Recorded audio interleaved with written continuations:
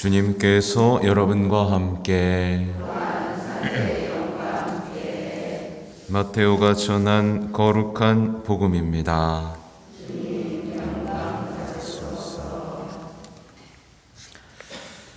예수님께서 예루살렘으로 올라가실 때 12제자를 따로 데리고 길을 가시면서 그들에게 이르셨다.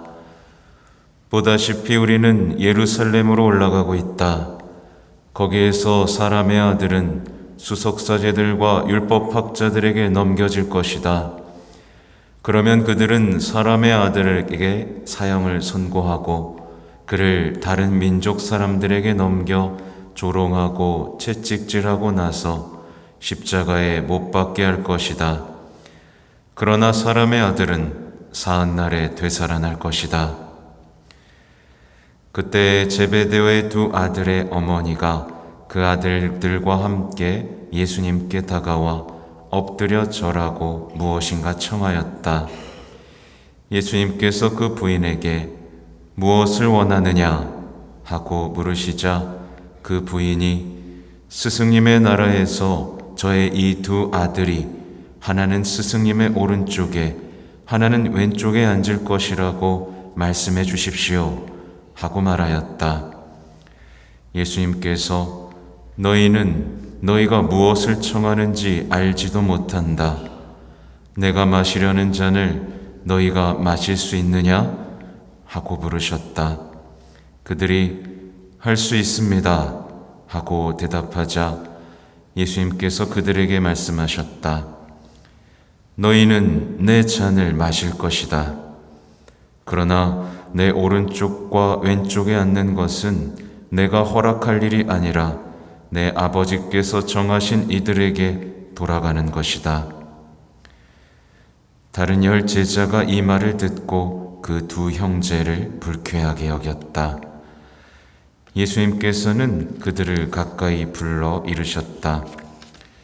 너희도 알다시피 다른 민족들의 통치자들은 백성 위에 군림하고 고관들은 백성에게 세도를 부린다. 그러나 너희는 그래서는 안 된다. 너희 가운데에서 높은 사람이 되려는 이는 너희를 섬기는 사람이 되어야 한다. 또한 너희 가운데에서 첫째가 되려는 이는 너희의 종이 되어야 한다. 사람의 아들도 섬김을 받으러 온 것이 아니라 섬기러 왔고 또 많은 이들의 몸값으로 자기 목숨을 바치러 왔다. 주님의 말씀입니다.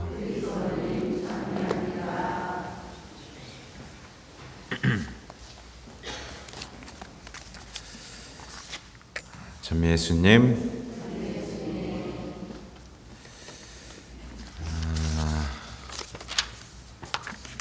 오늘 이제 예수님께서는 예루살렘으로 올라가시다가 당신의 순환과 죽음을 세 번째로 이제 예고를 하십니다.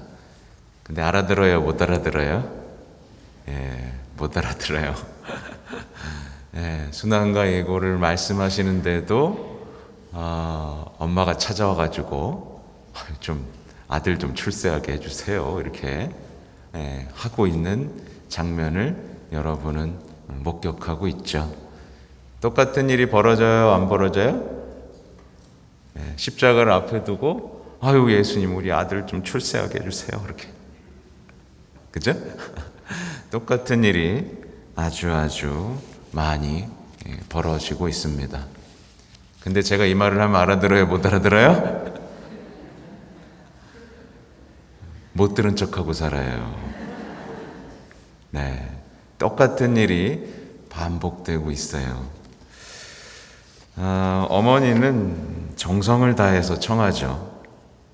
엎드려 절하고 청합니다. 그냥 청하지 않아요. 최대한 자신을 낮춰서 청합니다. 여러분도 청할 때 그냥 청하지 않죠? 엎드려 절해서 청합니다. 근데 예수님께서는 이제 매일매일 뭔가를 청하고 있죠, 우리도. 예수님은 다 알고 계실 겁니다. 여러분이 무엇을 첫 번째로 청하고 있는지, 무엇이 첫 번째인가요? 각자 예수님께 답해 보시면 좋겠는데, 그러니까 뭔가를 항상 청하는 우리들에게 물으시는 거예요. 무엇을 원하느냐? 무엇을 해주기를 바라느냐? 무엇 때문에 나를 따르느냐? 이 질문을 하시는 거죠. 그리고 세상 속 어머니들의 마음속 생각을 만천하에 드러내십니다. 이미 말씀드렸죠? 제 자식들이 출세하게 해주십시오. 제 자식들이 잘 먹고 잘 살게 해주시면 뭐라도 하겠습니다. 저도 남들처럼 자식 덕 좀 보고 떵떵거리면서 살고 싶습니다. 이런 어머니들의 마음을 만천하에 드러내시죠. 저는 어머니가 돼본 적은 없어가지고 자식이 생기면 그렇게 자식이 성공하기를 바라나요? 어머니 마음은 다 똑같나요? 네. 하여튼 예수님의 제자들, 예수님을 따르겠다고 나섰던 예수님의 제자들은 그들의 정신이 이제 더럽혀지는 겁니다. 누구를 통해서요? 어머니를 통해서. 그러니까 예수님을 따르겠다고 나섰던 제자들의 정신이 어머니의 어떤 애처로움, 사랑이라고 표현하겠죠. 왜곡된 사랑이라고 표현해야 되겠죠. 왜곡된 사랑으로 인해서 세속정신으로 더럽혀지는 현장을 지금 목격하고 계신 겁니다. 그들의 복음적 열정이 온데간데 사라지고 이 복음적 열정은 출세주의, 첫 자리에 대한 야망으로 변질되고 말았습니다. 누가 이렇게 될 줄 알았나요? 모든 것을 다 버리고 따르겠다고 했던 그 열정 어디 갔나요? 왜 출세주의가 들어오고 첫 자리에 대한 야망이 들어오고 있는 걸까요? 이건 우리 모두에게도 벌어지고 있는 일들입니다. 그러니까 많은 이들이 거룩한 이 신앙의 여정을 시작하면서 세속적인 영광, 그리고 편안한 삶, 보상받는 유혹, 이것에 빠지게 되죠. 보이기 위한 삶, 자신을 높이는 삶, 이것을 위해 신앙을 이용하기 시작하는 것. 그죠? 신앙이 더럽혀지는 겁니다. 이 신앙이 이렇게 더럽혀지면 십자가의 순환과 고통은 눈에 들어오지 않기 시작합니다. 그건 저랑 상관없는 일이잖아요. 예수님만 하셨으면 되잖아요. 왜 저도 해야 돼요? 저한테는 그거 없애주세요. 라고 말하면서 피에 달아나는, 그러나 계속해서 높아지고 싶은 그 더럽혀진 신앙이 우리 신앙을 사로잡게 되죠. 실제로 많은 분들이 야심차게 기도 모임을 시작하죠. 그리고 야심차게 봉사직을 수락합니다. 그러나 이내 곧 둘 중에 하나로 빨려 들어가고 말아요. 지시하거나 드러나는 자리를 원하거나 아니면 아무 일도 하지 않는 무관심한 자리를 원하게 되죠. 실제로 많은 기도 단체들에서 장 뽑기가 힘듭니다. 왜 그래요? 그냥 편안하고 싶으니까요. 솔직한 마음으로. 누군가를 장자리에 올라서 불편하고 싶지 않으니까요. 희생하고 싶지 않으니까요. 근데 이게 기도단체에서 벌어진다는 일은 대단히 놀랍죠. 기도를 왜 하는데? 그렇죠? 그리고 결국에는 이 정도를 했으면 이 정도는 해주셔야 된다라는 구체적인 보상을 요구하게 됩니다. 나 이 정도 했으니까 받아야겠어. 그죠? 이런 유혹에 빠지게 되죠. 사실 이 보상의 달콤한 유혹은 사제에게도 굉장히 달콤한 유혹입니다. 그래서 사제가요, 신자들이 뭔가를 할 때 보상해주면 인기를 얻기가 참 좋습니다. 그죠? 여러분 모임 열심히 노력하셨습니다. 네. 인기 얻기 좋습니다. 사람들 모으기도 편합니다. 그죠? 그러나 보상을 바라는 신앙은요, 주는 사람과 받는 사람 모두를 망가뜨리기 시작하죠. 반드시 망가뜨립니다. 보상을 바라는 신앙은요. 한번 받으면 그 이상을 요구하게 되죠. 그래서 세속적인 어떤 즐거움으로 부흥을 일으키게 되면 결국 더 세속적인 것을 줘야만 하고, 그거를 안 줄 때 불평과 불만 속에서 떠나가는 신자들을 목격하게 됩니다. 그래서 보상은 대단히 위험한 수단이죠. 자녀들에게도 마찬가지입니다. 그리스도인들은 보상이 아니라 뭘 청해야 될까요? 그냥 예수님께 대한 뜨거운 사랑을 청해야 됩니다. 영원히 예수님을 차지하고 싶다라는, 저는 다른 보상, 다른 자리 원하지 않습니다. 저는 당신을 차지하고 싶고 당신을 사랑하고 싶습니다. 그 사랑을 저에게 주십시오. 보상은 하늘나라에서 받겠습니다. 이런 마음이 있어야 됩니다. 그렇게 이제 낮은 자리를 찾아가기 시작하는데, 그러니까 무엇보다 이제 복음을 위한 종이 되어야만 합니다. 그리고 많은 이들의 구원을 위해 목숨을 바치는 그 삶 속으로 나아가야 되는 거죠. 그래서 우리 예수님께서는 이 잔을 너희가 마시게 될 것이다. 너도 나처럼 섬기는 삶, 종의 삶, 누군가를 위해 목숨을 내놓는 삶을 살아야만 할 것이다. 이렇게 초대하고 계시는 거예요.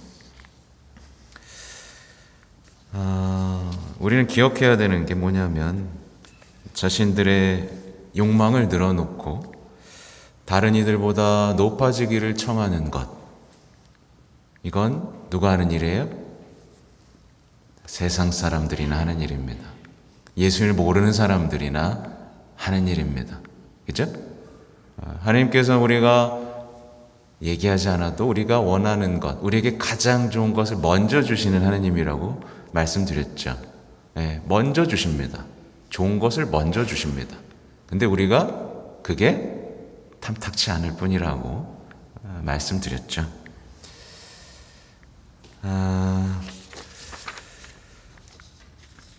오늘 예수님의 말씀에는 이제 이 말을 기억하셔야 돼요. 너희는 그래서는 안 된다.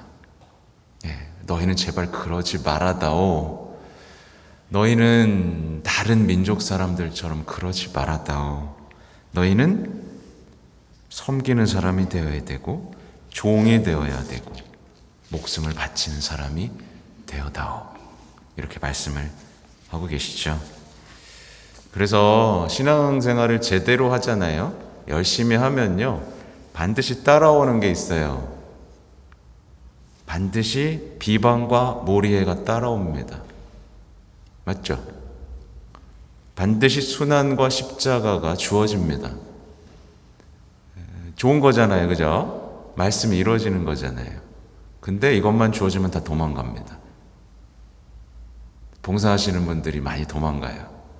봉사하면 당연히 비방과 모리해, 모욕을 당하게 되어 있는데 이것에서 자꾸만 도망가 버립니다. 이것 때문에 봉사직을 수락하지 않는 경우도 있죠. 제자의 삶은 언제나 주님께서 마시겠다고 선언한 바로 그 잔을 보장합니다. 그래서 우리가 성체를 모시는 거잖아요. 그렇죠? 우리는 기억해야 됩니다. 섬김을 받길 원하잖아요. 섬김을 받기는 원하는 사람은 반드시 세상에 죄를 퍼뜨리게 됩니다. 어제도 말씀드렸지만 부부싸움을 하는 원인은 뭐예요? 대부분 내가 너보다 더 낫고 내가 너한테 섬김을 받아야 마땅하기 때문에. 아니야, 내가 더 섬김 받아야 돼. 내가 더 고생했어. 이러다 보니 결국에 죄가 죄에 쌓이죠. 그죠? 근데 예수님과 함께 누군가를 섬기면 어떻게 돼요? 죄가 사라집니다. 네. 그러니까 내 삶의 방식은 과연 세상의 죄를 없애고 있는가? 아니면 세상의 죄를 더 낳고 있는가? 여기에 보시면 확실한 식별이 됩니다. 내 삶의 방식이 죄를 없애는가, 많게 하는가? 나는 원수를 점점 늘려가는가, 아니면 원수를 점점 용서하고 있는가? 그죠? 아니면 다 포기하고 있는가? 보셔야 돼요. 근데 이제 마지막으로 여러분하고 나누고 싶은 얘기는 이제 오늘 어머니가 나온다는 얘기예요. 두 아들의 어머니가 등장합니다. 당연히 우리는 누가 엄마예요? 대답이 없어요. 성모님이죠. 성모님을 어머니로 모신 자녀들 어떻게 될까요? 성모님께 순종하면서 성모님을 모시는 것을 행복하게 여기죠. 예수님께서도 이 행복 때문에 성모님을 몇 년간 모셨다? 30년간 모셨다. 참 이해가 안 되는 대목이에요. 그 30년 동안 세상에 복음을 선포했으면 더 많은 일들을 하실 수 있을 것 같았는데 이상하게도 30년을 성모님 품 안에서 지내고 단 3년만을 공생활을 하셨다는 것. 그래서 성모님을 어머니로 모신 사람은 성모님을 모시고 순종하는 기쁨이 그것이 얼마나 하나님께 큰 영광이 되고 예수님께서 즐거워하셨는지를 이해합니다. 그러면서 이제 자신의 힘으로 뭔가 훌륭한 일을 하려고 하지 않습니다. 자신의 힘으로 뭔가 훌륭한 일을 하는 것은 대단히 위험하다는 걸 알기 때문이에요. 자신의 힘으로 뭔가 훌륭한 일을 하면 결국 모든 공로를 나에게로 돌리게 되죠. 근데 성모님의 자녀는요, 성모님께 그냥 순종합니다. 그리고 내적으로 성모님과 일치해서 그냥 쓸모없는 종입니다 라고만 말합니다. 아무리 훌륭한 일을 해도 교만해지지가 않는 거예요. 그게 성모님을 어머니로 둔 자녀들의 특권입니다. 그죠? 그러니까 자신의 능력이 아니라 성모님의 돌보심과 보호에 의탁하는 방법을 진정으로 알아야 이것이 진짜 참된 신심으로 나아가는 거예요. 그래서 어머니 없이 살아가는 이들은 대단히 불행합니다. 자신의 힘으로 뭔가를 할 것이고 자신에게 모든 공로를 돌릴 것이고 결국 예수님과 멀어지게 될 것이기 때문에 그래요. 또 어머니를 입으로만 사랑하고 공경하는 이들도 불행합니다. 예. 그들은 어머니께 대한 어떤 순종 이게 없어요. 입으로만 사랑합니다 해요. 어머니께 전적으로 내 삶을 맡길 믿음이 없어요. 그래서 사실은 잘 생각해 보셔야 됩니다. 어머니를 모르는 이들은요, 결코 시키는 대로 하지 않습니다. 오늘날 많이 벌어지는 일들이죠. 말씀이 시키는 대로 하지 않아요. 시키는 대로 하지 않고요, 늘 자신의 능력을 믿고요, 자신이 원하는 대로 합니다. 입으로는 하느님의 능력을 믿고 하나님께서 원하시는 대로 한다고 말을 하죠. 그러나 결국 자신의 능력을 믿고 자신이 원하는 대로 합니다. 그렇게 모든 공로를 자신에게 돌리면서 자신이 드러나는 것을 좋아하는 삶으로 빨려 들어가고 말죠. 그렇게 되면 이제 모든 것이 끝입니다. 축복도 잃어버리는 삶이 시작되죠. 그래서 여러분에게 마지막으로 여쭐 건 그거예요. 여러분은 진심으로 성모님을 어머니로 모시고 있습니까? 혹시 입으로만 사랑하고 입으로만 공경하는 사람은 아닙니까? 입으로만 공경한다는 거 뭔지 이제 아셔야 돼요. 그 차이를 모르면서 안다고 얘기하면 안 됩니다. 모르면 모른다고 얘기해야 됩니다. 성모님, 저는 당신을 진정으로 사랑하고 섬기는 것이 무엇인지 모릅니다. 알려주십시오. 이게 겸손이에요. 안다고 착각하면 안 됩니다. 그렇게 차근차근 성모님을 내 어머니로 모시면서 변화되는 삶을 체험할 수 있어야 됩니다. 저는 약속드릴 수 있어요. 성모님을 어머니로 모시는 사람은 반드시 변화된다. 그러나 다른 어머니를 모신 사람은 반드시 어떻게 된다? 오늘 복음 속 두 아들처럼 첫째 자리, 보이는 삶, 공로를 자신에게 돌리는 삶으로 빨려 들어가게 돼 있다. 이 두 가지 삶의 차이를 깊이 묵상하는 오늘이 되시면 좋겠습니다. 아멘.